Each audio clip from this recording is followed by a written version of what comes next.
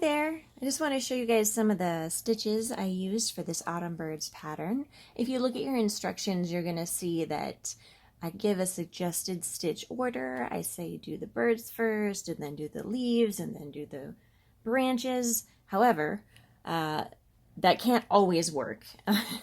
So for me, I liked to do the things in the front first. So for this instance, we're going to need to do this leaf actually before we do the bird, but actually it looks like we're going to have to do the leaf and then the branch and then the bird and then come back and do the feet of the bird.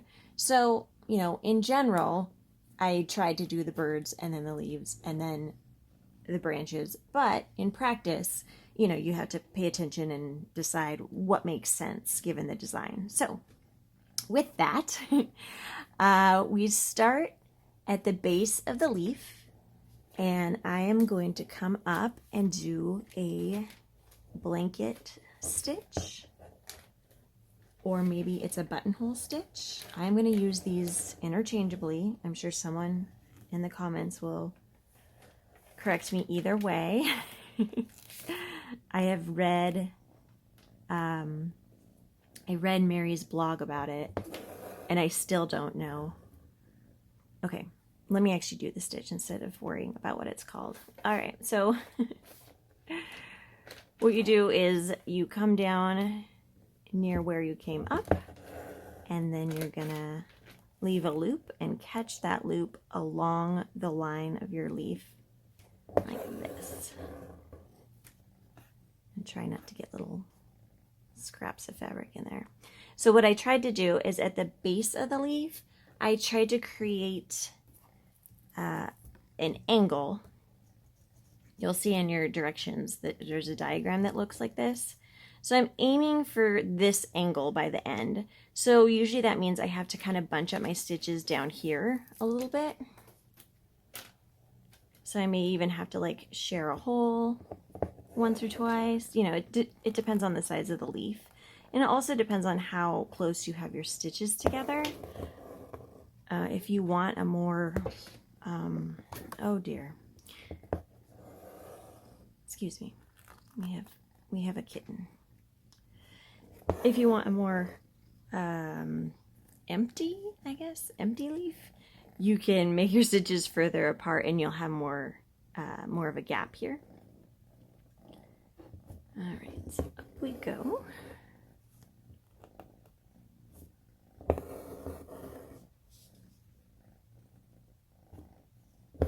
So once we get to the top, and it might be to cover your guidelines, you may have to go over, you know. So don't worry about being exact on your guideline.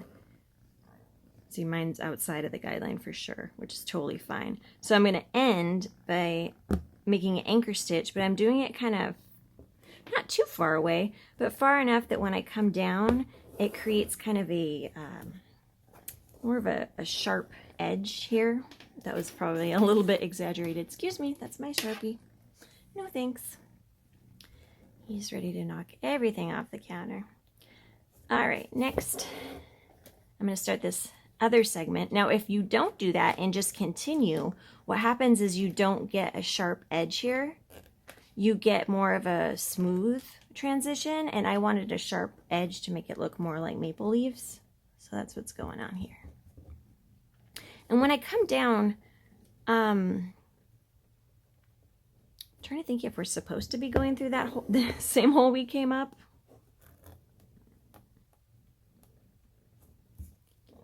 Or not.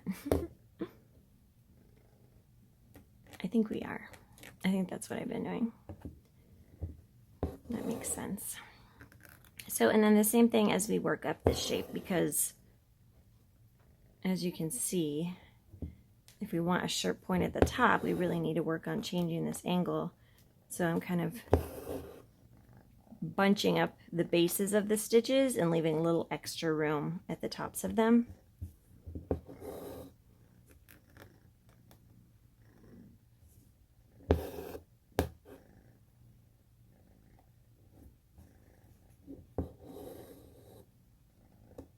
This one's a little awkward to do while filming because I have my my other hand way up top. I'm trying not to make a shadow. I hope I'm doing an okay job. Okay, so then the same thing at the top here. I'm just going to make kind of a sharp point like that. And then we can come up the other side.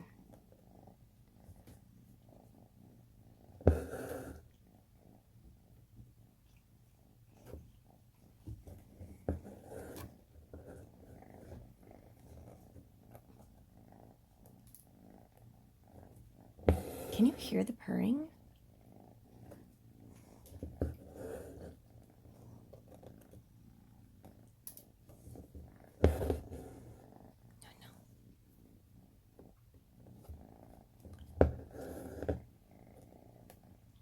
So as you do the other side of your leaf, now try your best.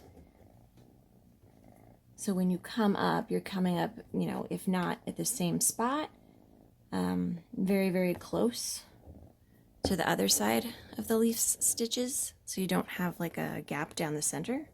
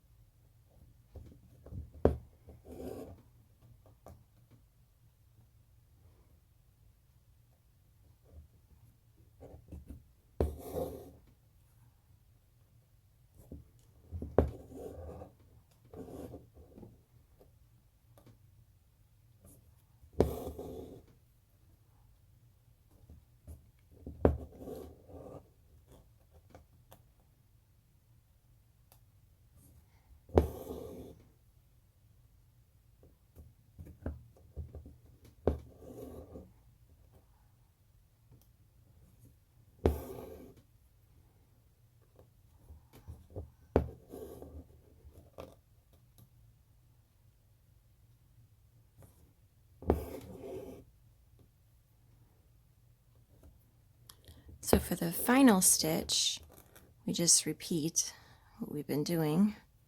Come up here, the final stitch. You can see I probably could have added another stitch in there if I'd wanted, but I didn't. I think it still looks good. So you can either go in the same hole as on the other side or make it a little longer depending on how, you know, what kind of angle you want at the tip of your leaf. Something like that. So now I'm going to work on this branch. You can kind of see I've already started. And we're just filling this with split stitch. So I'm splitting my previous stitches and just coming down. And I'm not really working in a particularly methodical way. I'm just going around and filling. And like here I see I have like a little gap, so I'm gonna actually go back and fill that. Like, it's branches. It's okay if it kind of has a weird texture. And depending on what you like, my branch a little bit lower, I used shorter stitches. And I actually don't like it as much. I kind of like how it looks with these longer stitches better. So that might be something you want to experiment with. See what works best for you. So I'm going right over those feet. So you're going to have to do a little guesswork when you come back and add them on top. And for me, I kept having to look at pictures of crows and ravens to see. So when you get to an object, whether it's a crow or a leaf, you're just going to stitch right up to it. So, you know, do what you're doing, except, you know, you might need to shorten your stitch length so you don't run into, oops, I have a little twisty knot in the back.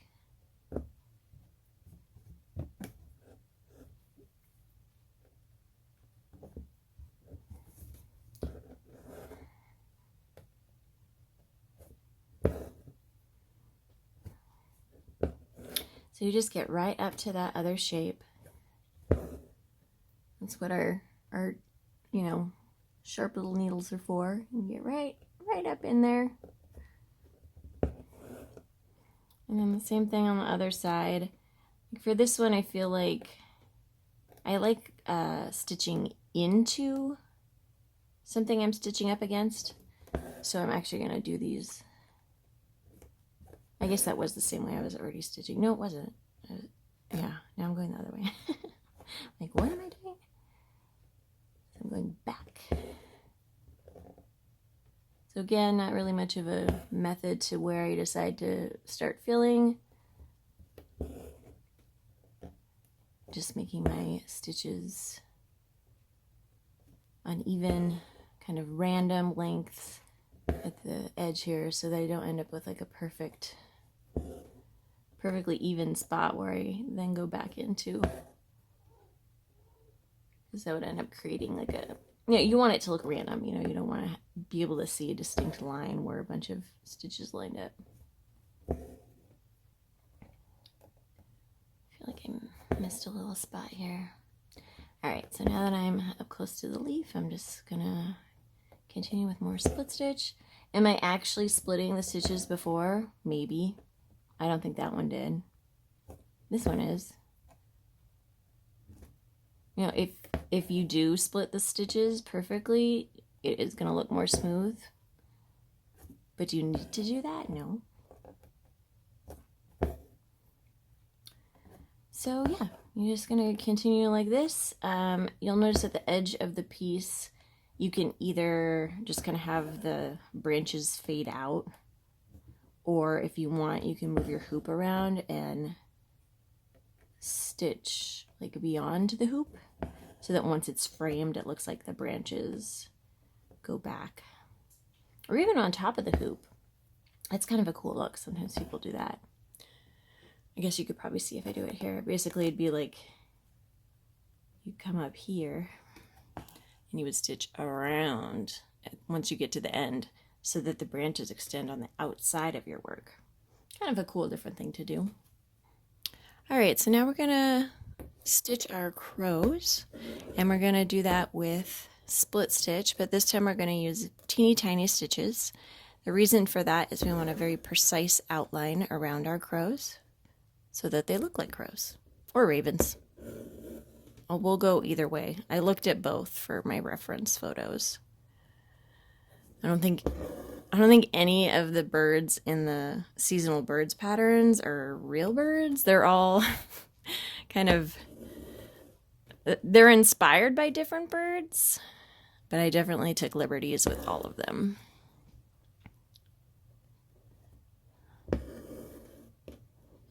So I'm just making teeny tiny stitches around the outside here. That's kind of cool because you get to do a split stitch fill, but in two very different ways. Like when you use it for the branch, it can be more sloppy. But once we get to the bird, we want to try to be precise.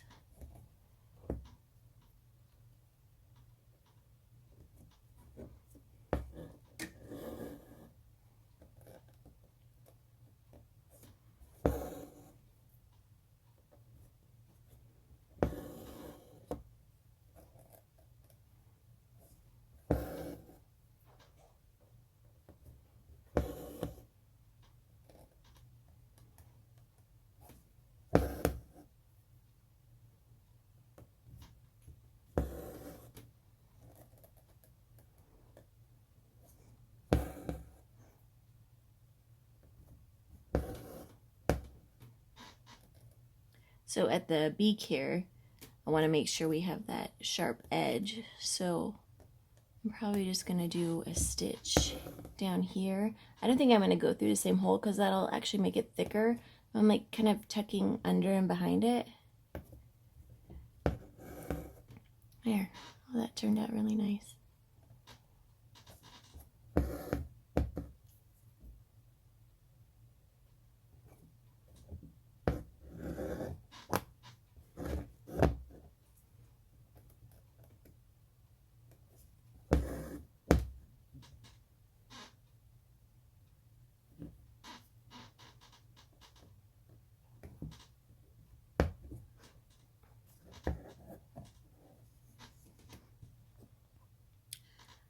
right, I'm just doing the top part here, as you can see. So once you have your bird outlined, you can come in and start filling the shape. And it's with split stitch here. You don't have to make those teeny tiny split stitches. Just be sure you don't alter your outline somehow by stitching into those stitches.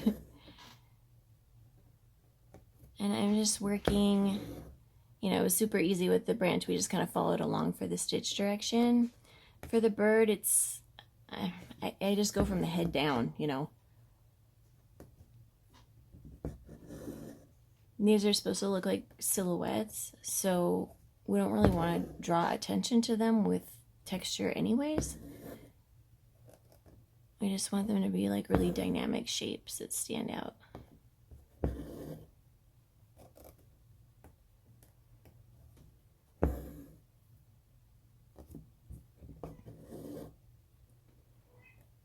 So you'll find not only do you have to do some back and forth with the different elements, but you're going to have to do some back and forth with the colors too.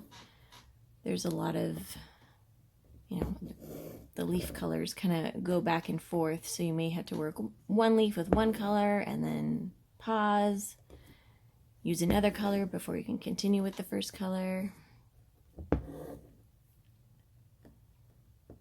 I tried to just work, you know, all the red leaves, then all the orange leaves, and all the yellow leaves. But you can't because of the overlap and underlap. So just be prepared to be flexible. So again, here I'm just coming up to the shape. Now, if you want, it would take more floss to do this. But if you don't like doing the things on top first, in theory, you could do the things on the bottom first.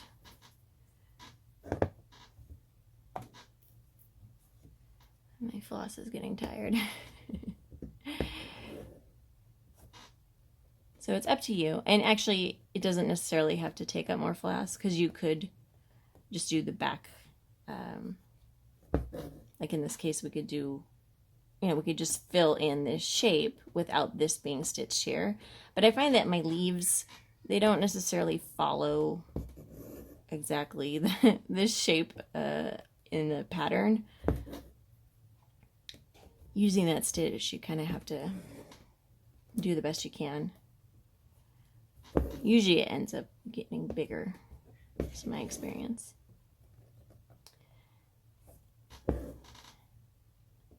All right. So now I want to show you how to do these leaves.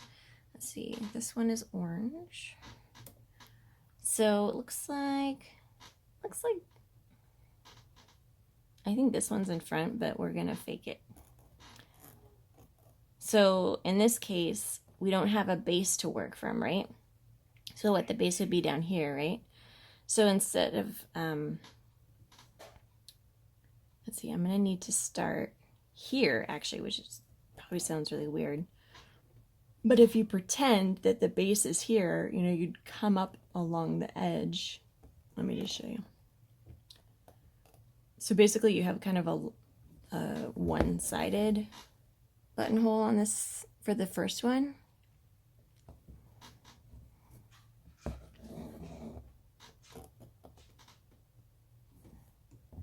Something like that. And keep going. And if you want, you know, you can come in with a pencil or whatever and be like, all right, this is what we're trying for our angle. And I'll show you what happens if you don't get there. Or if, for another reason, you aren't covering your guidelines. This one specifically is a challenging shape. So we'll check that out. So you can see I'm just going around the shapes, pretending like that's my center line.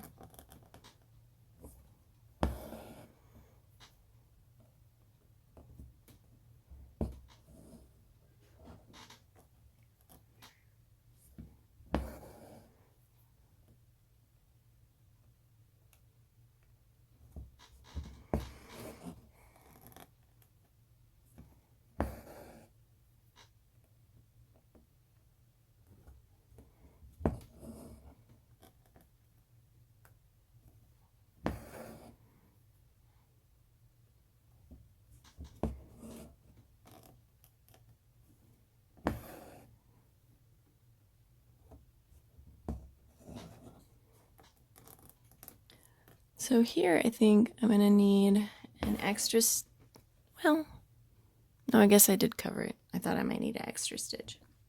All right, I'm actually going to skip this piece because it's just the same as we would do usually. Here, this is where things are going to get a little weird, right? So I can't even do buttonhole. So what I'm going to do instead is I'm just going to come in and do some straight stitches. And let's see if I want to do this piece first, possibly. I think I will, because then we'll have an idea of what angle we're supposed to be at. So this is kind of the same thing where we started from a flat instead of a point. I'm going to come here.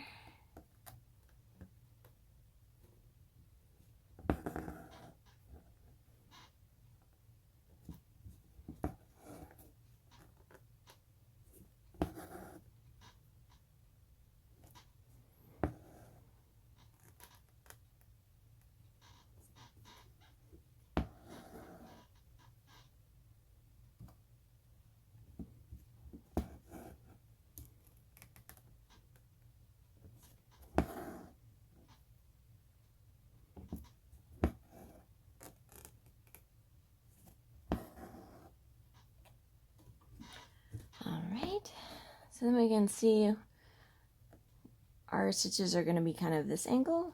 I guess I didn't really have to do that because that's always what the angle is going to be. I was hoping that would like give me more information, but what it can do is now I know that this stitch would come down here in real life if we had actually done buttonhole underneath, which you can absolutely do if you don't like this kind of fidgeting around and faking it.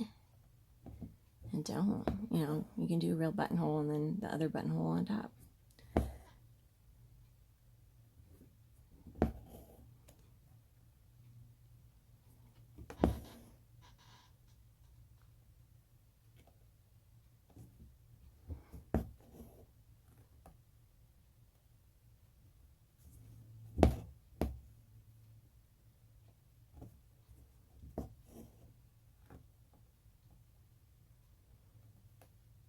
I feel like my angle could have been a lot steeper.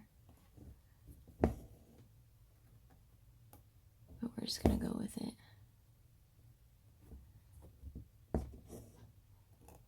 I'm going to fill in an extra one there. You can see usually towards the center of the leaves, you can't see as much of the fabric behind, so you probably do want to not leave any gaps like I did. You can even think of it as satin stitch.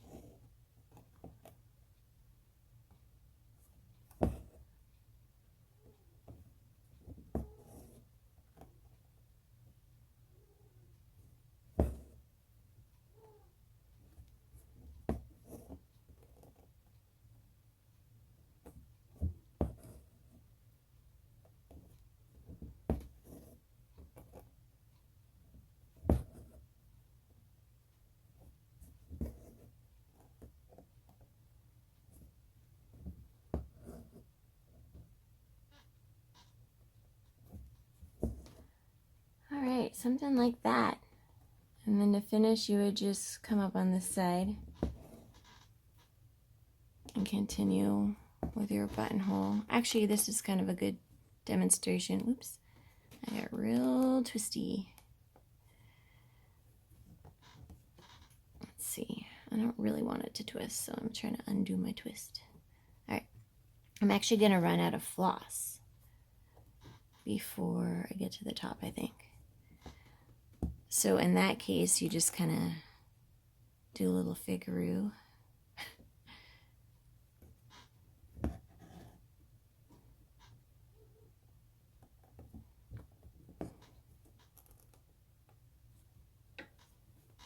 Alright, that's all I can get out of that piece. So I'm just going to go down and, have it be kind of subtle. You don't want to draw too much attention to the fact that we had to grab a new thing of floss. Alright, so I have some freshly threaded floss on my needle, and I am just gonna continue.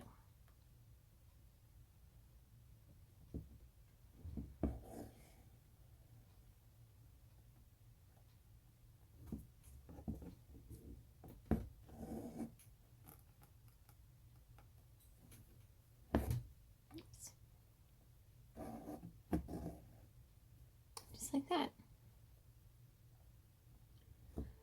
So hopefully no one can tell, and even if they can, it's no big deal. And you know, you might have to experiment a little bit with, what did I just do?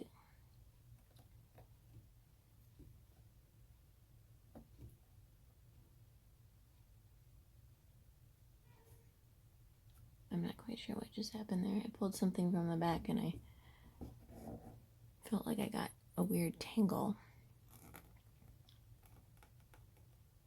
So you may have to experiment with the distance of your stitches, because if they're too close, they're going to be overlapping. So it takes a little practice, you know, and you might want to just practice this stitch like on a simple shape first. These ones that are overlapped are obviously going to be the most complicated to do. Oh, that pulled this over. I swear it was sitting there perfectly. But you know what? This is cool because then I can show you another trick. So what I'm going to do, see how there's a little gap here? Now there's a little fuzz on the gap. I'm going to come up and I'm going to do like a fakie stitch. And come up and I'm going to grab the loop that's supposed to be there. Just pull it over. Come back down. Done. We'll call that done. Okay. So finally, I just want to show you this big leaf. All right. So here is another weirdly shaped leaf. Probably tackle this in a couple different ways. So I could either, yeah, I'm going to do it this way. Okay. I'm going to come from here and start my buttonhole up here where the edge is.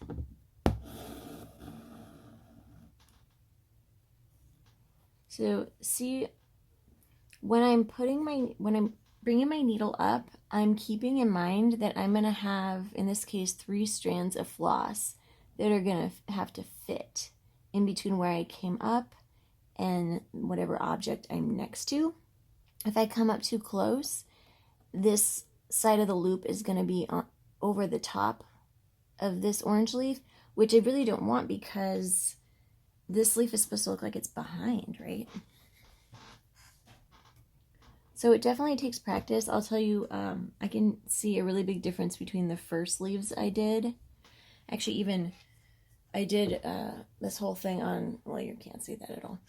I did this whole thing on a different fabric first. The first time I did it on blue. And you can see a difference. Well, I can see a difference. I feel like this second time around, my stitches are a lot neater.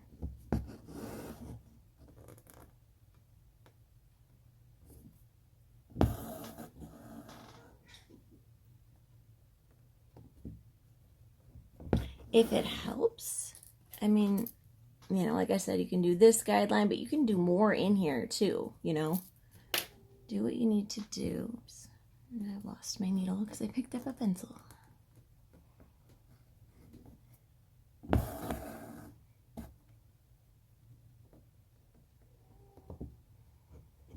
So, of course, you probably noticed I have a big hole at the bottom of this leaf. So I'm going to fill that in. Sorry, I don't know what the cats are doing. I'm going to fill this in with the, you know, straight stitches or satin stitches, like we discussed before.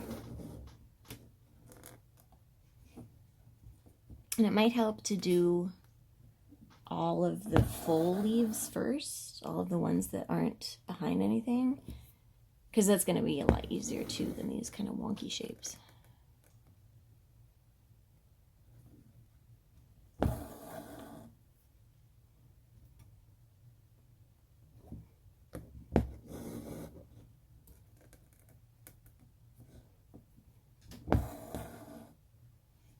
So here I have a teeny bit of my guideline showing, so I'm just going to do another stitch. It's going to way cover that by quite a bit, and that's okay. You know, just make sure you're covering all those up like that. I'm gonna go ahead and come back, fill this in with those straight stitches / satin stitches.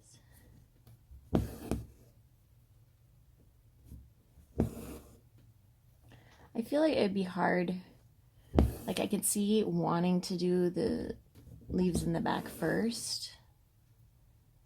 I feel like it'd be really hard to not leave a gap though. So that's why I'm not doing it like that. Okay, so this one's a little wonky, right? So there would be two ways to do this. If you wanted to, you could start way up here, base here, come up here, go down here, okay? And that'll leave this spot that you'll do satin stitch on. However, this is the outside of the leaf. And usually the outside of the leaf has, right, this little, whatever makes the stitch, right?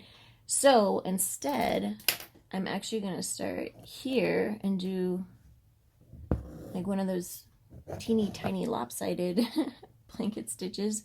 Basically, it's like I'm pretending like I came from way down here. And so this is, I'm coming up almost at the top of the stitch. And I'm actually going down very close to it too because I can't see the base.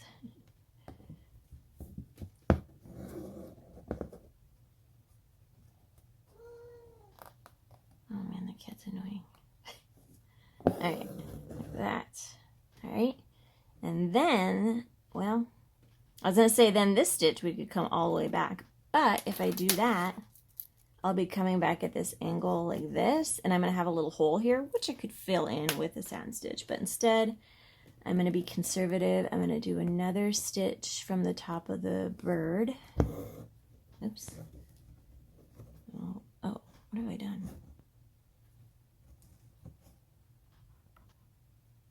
Sorry, I got so into that I went like up through the fabric, even though I'm on top of the fabric. So I was like stitching around the hoop. I'm like, whoa, I'm all turned around. All right, so here's an extra stitch. And you can see I'm already at the tip of the leaf. And that's okay. You know, again, do what you need to do to fill your guidelines.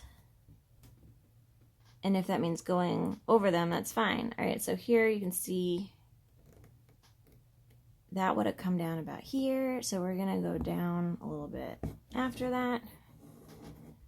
And hopefully cover the rest of this guideline. And we'll go up. It's kind of touching this other leaf, and that's okay. So here we would do our straight stitches again to fill in this.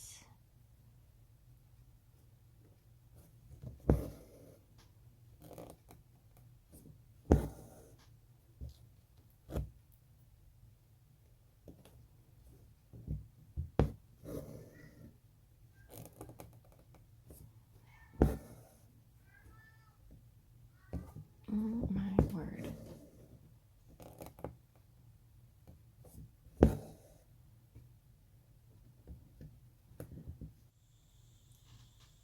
All right, so we have a little bit of the guideline showing here. So instead of starting the next segment up here on the top side, I'm actually going to start a little bit lower so that we can cover that. So I'm going to come here, wherever you need to go to cover the guideline.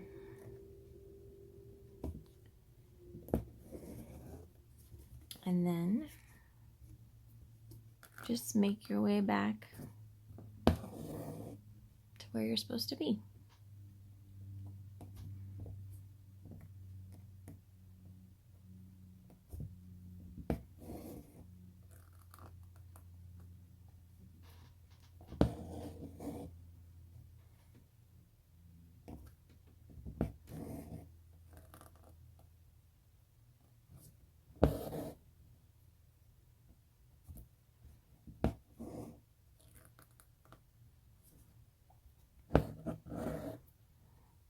So here, almost the same kind of thing. It's like if I do one more, it'll be way over the edge. But right now, there's some showing. So what I'm going to do is, do an extra one.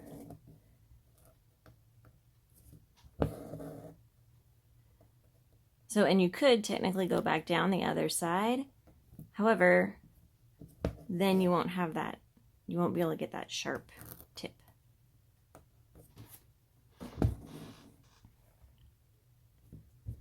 We'll just finish this up.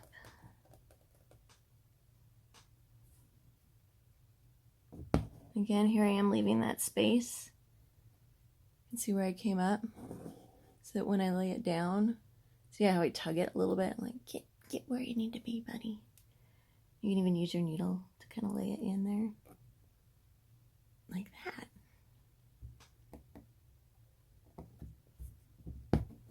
So again, you know, the nice thing about this pattern is that there aren't very many stitches.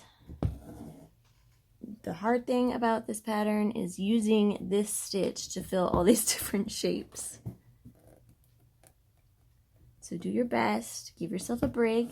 If it ends up that like these back leaves aren't working for you at all with this stitch, don't use it. You know, fill them with more split stitch, fill them with satin stitch.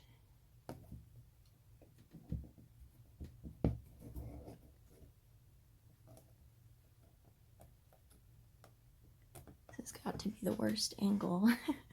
I'm trying really hard not to get over here and block you from the light.